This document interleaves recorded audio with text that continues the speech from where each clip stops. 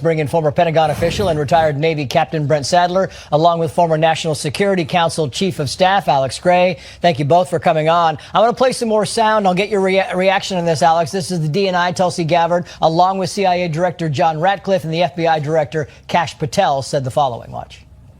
There was no classified material that was shared in that signal chat. To be clear, I haven't participated in any signal group messaging that relates to any classified information at all. Director Ratcliffe, this was a huge mistake, correct?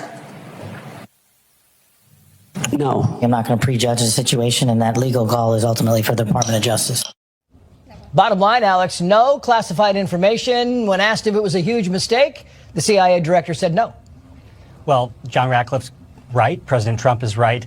This is becoming a Democrat talking point rather than anything that has to do with our national security. And Trace, I mean, the reality here is this group of officials in the signal chat and President Trump did more in 60 days to take out the Houthis than Joe Biden did in his entire 4 years in office. And the Democrats want to distract us by talking about signal chats instead of focusing on the fact that President Trump is actually putting action behind words and making us safer. And the group of officials that we saw in this chat, these people are working tirelessly to keep us safe. And no amount of Democrat propaganda and distraction is going to take away from the results that we're seeing, including this strike in Yemen. Meantime, the Senator Mark Warner said this was careless. Watch.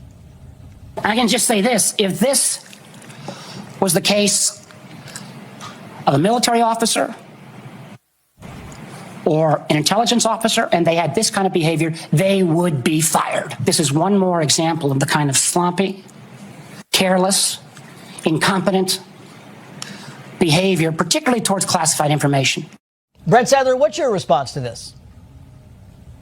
Yeah, thanks. I think a couple of points here. And the first thing is that there's a lot of distraction away from the fact of the matter is for many years we've had these type of secure messaging apps, but yet we've not been able to have the government create a usable one for classified communications. And the instructions that are guiding a lot of this are horribly out of date.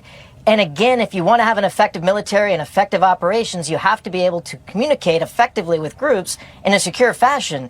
Doesn't mean passing classified information on those nets at the same time, but there needs to have been for years ago addressing this fundamental need. And I think that's really at the end here. And the second point I'd make is there must be a resistance to inaction or to slow things down that make the U.S. government and the Trump administration less effective at getting results. I think that's also at risk here because the tendency when a crisis comes up is to sit on our hands or to give more regulations than solve the problem. Yeah.